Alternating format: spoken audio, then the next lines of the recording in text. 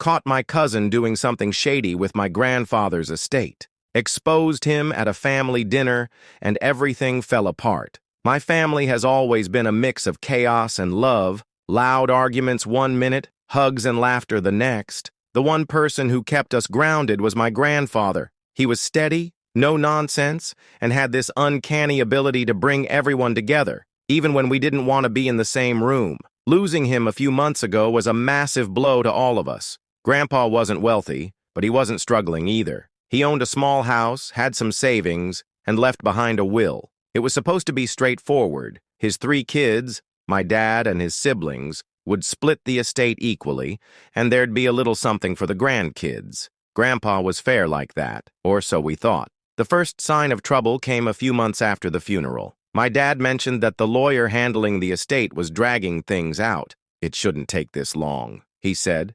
frustration evident in his voice. At first, we all assumed it was just the usual legal red tape, but then Dad dropped a bombshell. "The lawyer says there are inconsistencies with the will," he said one night, pacing the kitchen. "Apparently it was updated right before Dad passed, but the changes make no sense." "What kind of changes?" I asked, already sensing this wasn't going to end well. "The new version leaves everything to Dylan. No one else is mentioned. Dylan is my cousin, and hearing his name instantly set off alarm bells. He'd always been complicated. Growing up, Dylan was the golden child of the family, the straight-A student, the athlete, the one all the adults couldn't stop bragging about. But after high school, he started spiraling. He dropped out of college, went through jobs faster than most people go through socks, and always seemed to have some elaborate excuse for why his life wasn't working out. Still, the idea that Dylan might be behind something shady like this felt extreme. But then I remembered something he'd said at Grandpa's funeral.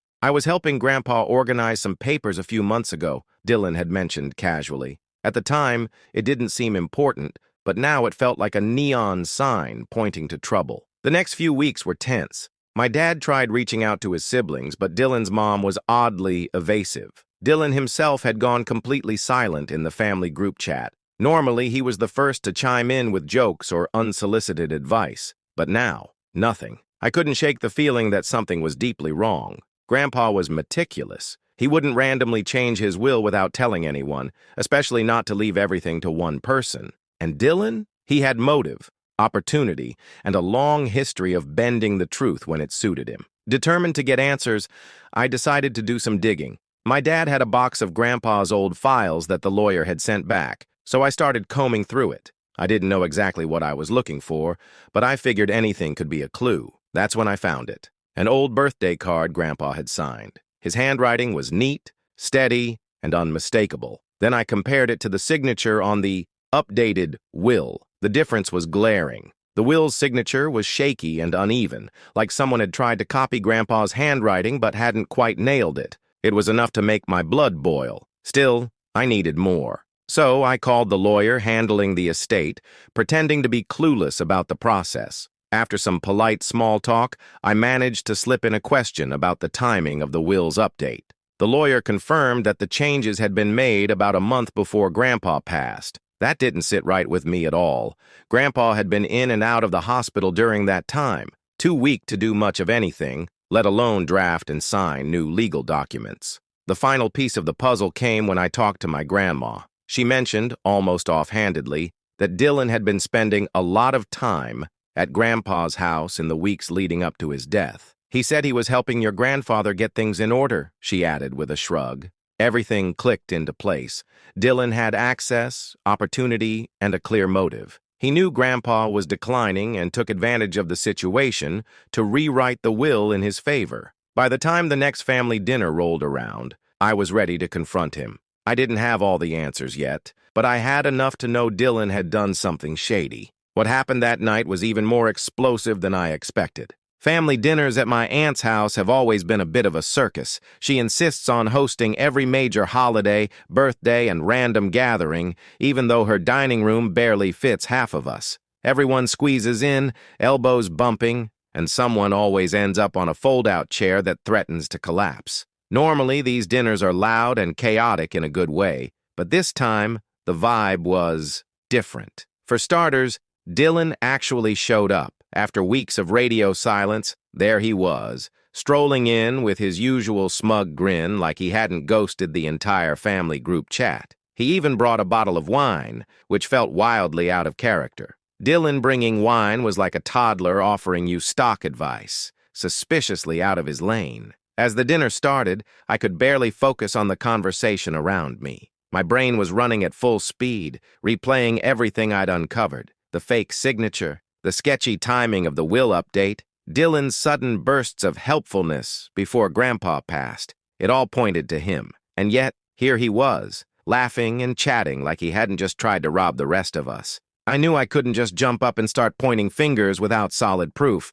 If I accused Dylan outright and it backfired, I'd end up looking like the bad guy. Plus, my family doesn't do subtle confrontations. Once you open the floodgates, it's every man for himself. So I decided to bide my time and wait for the perfect moment. That moment came when my dad casually brought up the estate during dinner. "So, any updates on Grandpa's will?" he asked, keeping his tone light. The room got uncomfortably quiet. Dylan's mom fidgeted with her napkin, and my aunt suddenly found her mashed potatoes fascinating. Dylan, to his credit, didn't flinch. "Oh, I think everything's still being sorted," Dylan said, cutting into his chicken like we were discussing the weather. "These things take time, you know." My dad frowned. "That's odd. The lawyer said the new will was pretty clear. No complications or anything." I watched Dylan closely. There was a brief flicker of something, panic, guilt, but he recovered quickly. "Yeah, well, I'm sure they'll wrap it up soon." That was my cue. "Funny you should say that, Dylan,"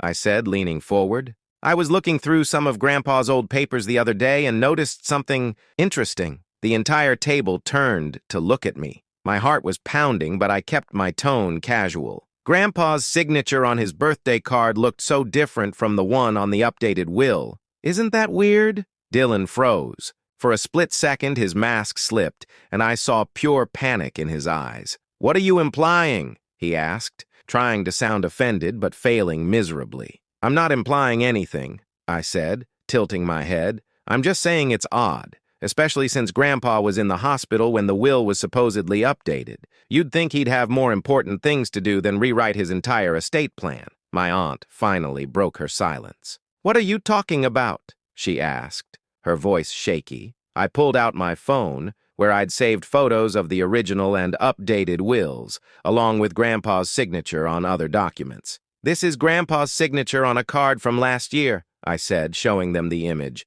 "And this is the one on the new will. They don't match." The room exploded. My dad was furious, demanding answers. My aunt looked like she was about to cry. Dylan's mom kept muttering, "There must be some mistake," over and over. Dylan, on the other hand, doubled down. "Are you seriously accusing me of forging a will?" he snapped. "That's insane." "Is it?" I shot back. "You spent weeks at Grandpa's house before he passed, and now suddenly the will leaves everything to you? Come on, Dylan. Even you have to admit it looks suspicious." Dylan's bravado started to crack. He stammered something about just trying to help Grandpa, and how he had no idea why the will had changed. But the more he talked, the more it felt like he was digging himself into a hole. At one point, my dad slammed his fist on the table, making everyone jump. "This is ridiculous," he shouted. "You think we're stupid, Dylan? You think we wouldn't notice something like this?" Dylan's mom tried to defend him, but the damage was already done.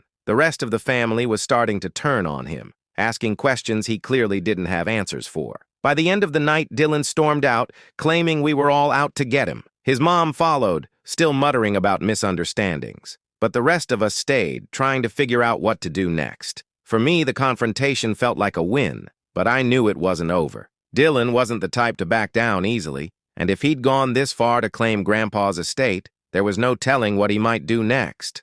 After the explosive family dinner, the fallout was immediate. Dylan's dramatic exit left a gaping silence that none of us quite knew how to fill. My dad paced the kitchen the next morning, alternating between angry muttering and frustrated sighs. "That kid's been spoiled rotten his whole life," he grumbled, waving his coffee cup around like it was a weapon. "I can't believe he'd stoop this low." Meanwhile, my aunt, Dylan's mom, went on the defensive. She spammed the family group chat with long, rambling messages about how Dylan would never do something like that, and how we were all tearing the family apart. It was classic deflection, and honestly, it made me even angrier. But the weirdest part? Dylan stayed completely silent. No dramatic text tirades, no cryptic Facebook posts, nothing. For someone who loved being the center of attention, his radio silence was almost as suspicious as his behavior at dinner. I couldn't let it go. There was no way I was letting Dylan waltz away from this unscathed. The more I thought about it,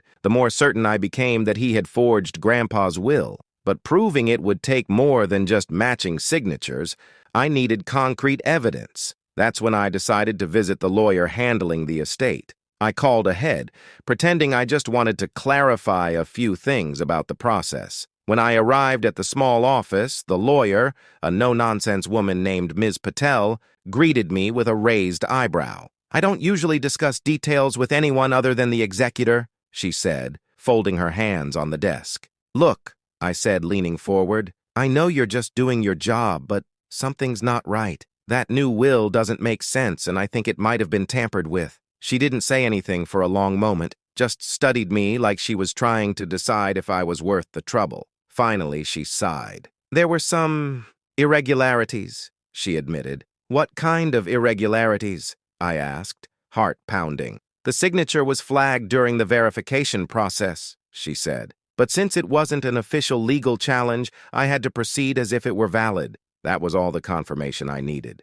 "If I can prove the signature is fake, will you reopen the case?" I asked. She hesitated. "If you have solid evidence, yes, but you'll need to act quickly. Once the assets are distributed, it'll be much harder to reverse." Armed with this new information, I dove into research mode. I spent hours scouring the internet for handwriting analysis tools, legal precedents, and anything else that might help. I even contacted a handwriting expert online who agreed to analyze the signatures if I sent over clear images. Meanwhile, Dylan was still laying low, which only made him look guiltier. My dad suggested we go to the police, but I wasn't sure that was the right move. Gather enough evidence, we might be able to resolve this without dragging the cops into it. But just as I was starting to feel like I had a handle on things, Dylan made his next move. "It started with a phone call from my grandma. Dylan came by this morning," she said, her voice shaky. "He was talking about how everyone's against him and how he's the only one who really cared about your grandfather." "Of course he said that," I muttered, rubbing my temples. "But then he started asking about the documents Grandpa kept in the attic," she continued. "He said he needed to check something." My stomach dropped. Grandpa's attic was a treasure trove of old records, receipts, and personal letters. Basically a gold mine for someone trying to cover their tracks. "Did you let him up there?" I asked, already knowing the answer. "Well, I didn't see the harm," she said defensively. "He's family." I hung up and immediately called my dad. "Dylan's trying to destroy evidence," I said, explaining what Grandma had told me. Dad didn't waste a second. "Get in the car," he said. When we arrived at Grandpa's house, Dylan's car was parked in the driveway. I could feel my pulse racing as we walked up to the door. Dad didn't bother knocking. He just pushed it open and marched inside. "Dylan!" he shouted, his voice echoing through the house. We found him in the attic, rifling through boxes like a raccoon in a trash can. Papers were scattered everywhere, and the look on his face when he saw us was priceless. "What the hell are you doing?" Dad demanded, his voice dangerously calm. Dylan stammered something about looking for personal mementos, but his excuse was as flimsy as the cardboard boxes he was tearing through. "This stops now," I said, stepping forward. "We know about the will.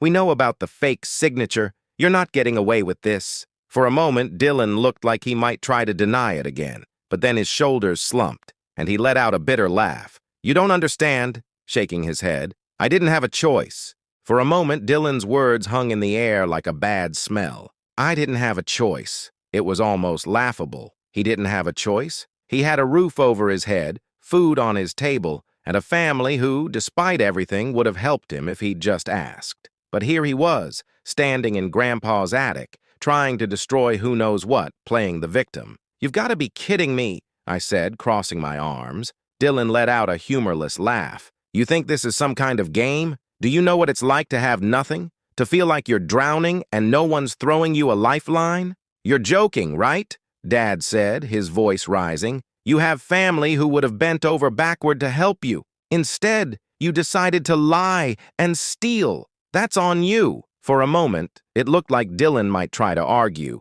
but then he deflated. He sat down on one of the boxes, burying his face in his hands. You don't understand, he mumbled. Then explain it to us, I said, trying to keep my anger in check. Help us understand, because right now it looks like you screwed over the entire family for your own gain. What followed was one of the most awkward conversations of my life. Dylan admitted to forging the will. He'd copied Grandpa's signature from some old paperwork he'd found in the house. The motive? Money, of course. According to Dylan, he was in deep trouble. He'd racked up debt, credit cards, personal loans, even a scam investment opportunity. When Grandpa started getting sicker, Dylan saw an opportunity. I thought I could fix everything, he said, looking genuinely miserable. If I could just get ahead, pay off the debt, maybe even help Mom out. I wasn't trying to hurt anyone. I stared at him, struggling to process what he was saying. He actually believed his own nonsense, as if stealing Grandpa's estate could be justified because he had good intentions. You weren't trying to hurt anyone? Dad repeated, his voice dripping with sarcasm. You left your own family with nothing. How is that not hurting anyone? Dylan didn't have an answer. He just sat there looking like a kid caught cheating on a test. You know this isn't just a family issue, right? I said, breaking the silence. What you did is illegal. Like prison illegal. That seemed to shake him. He looked up, panic flashing across his face. You're not going to call the cops, are you? I don't know, Dad said. Should we? You lied, forged a legal document, and tried to steal everything our dad worked his whole life for. You think we're just going to let that slide? Dylan started pleading, his voice frantic. Please don't.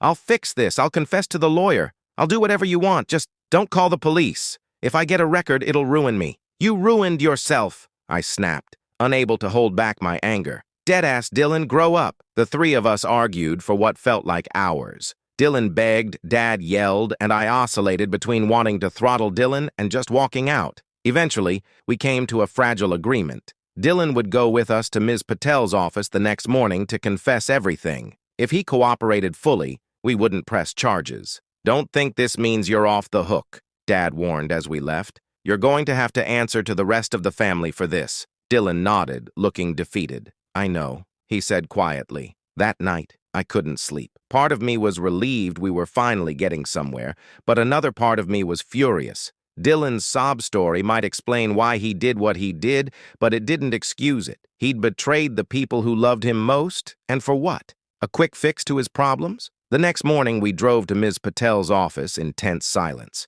Dylan looked like he was being marched to his execution, and honestly, I didn't feel bad for him. This was his mess, and it was time for him to own up to it. When we arrived, Ms. Patel greeted us with her usual no-nonsense demeanor. Back again? She asked, raising an eyebrow. I think you'll want to hear this, Dad said, motioning for Dylan to speak. Dylan stumbled through his confession, his voice shaking the entire time. He admitted to forging the will, explained how he'd done it, and even provided details about the original documents he'd tampered with. Ms. Patel listened without interrupting, her expression unreadable. When he finished, she leaned back in her chair, steepling her fingers. Well, she said finally, this is certainly something. What happens now? Dad asked. I'll need to verify his claims, Ms. Patel said. If everything checks out, we can begin the process of reinstating the original will. However, this is a serious matter. There could still be legal consequences. Dylan paled at that,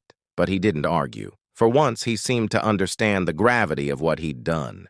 As we left the office, I couldn't help but feel a small sense of satisfaction. The truth was finally out, and Dylan was facing the consequences of his actions. But I knew the hardest part was yet to come, breaking the news to the rest of the family. The drive back from Ms. Patel's office was one of the quietest car rides I've ever been on. Dylan sat in the back seat, slouched over like a kid who had just been scolded by his parents. The gravity of what had happened finally seemed to sink in for him, but for the rest of us, the tension remained thick. So what happens now? I asked, breaking the silence. Dad glanced at me in the rearview mirror. We need to tell the rest of the family. They deserve to know the truth. Dylan's head shot up. Do we have to do that today? His voice cracked, a mix of fear and desperation. We can't wait much longer, Dad said firmly. The longer we leave this, the more complicated it gets. Dylan didn't argue after that. He slumped back in his seat, his jaw clenched. We drove in silence, the weight of our family's future hanging in the air like a dark cloud. When we arrived at the house, I noticed the front door was already open. The smell of fresh baked goods and familiar family vibes hit me in an instant.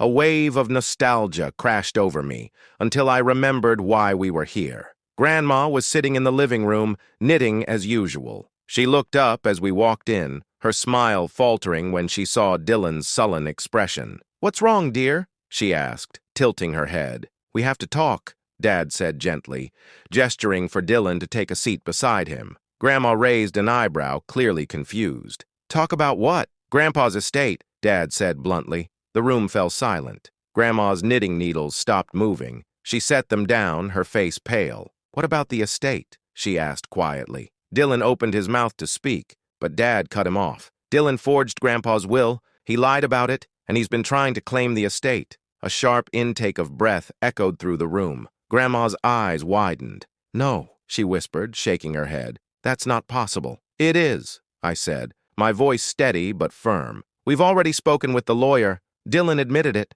Dylan sat there, avoiding everyone's gaze. His shoulders shook slightly, and for the first time in my life, I didn't feel sorry for him. The room exploded with voices. "You lied to us?" Uncle Mark shouted, standing up from the couch. His face was red, and his fists were clenched. "After everything Grandpa did for you?" Dylan remained silent, his eyes fixed on the floor. He couldn't defend himself. Not now. "How could you do this?" Aunt Lisa cried, her hands covering her face. "Your family! We trusted you!" "I didn't think it would get this far," Dylan finally mumbled. His voice was barely audible, lost in the chaos. "No," Dad said, his tone growing colder. "You didn't think at all. You thought you could take what wasn't yours and walk away like nothing happened." Grandma's sobs echoed through the room as she clutched her knitting. "I raised you better than this, Dylan," she whispered. "I gave you everything, and now, this?" It was like the life had been drained out of him. Dylan was a shell of the person he once was.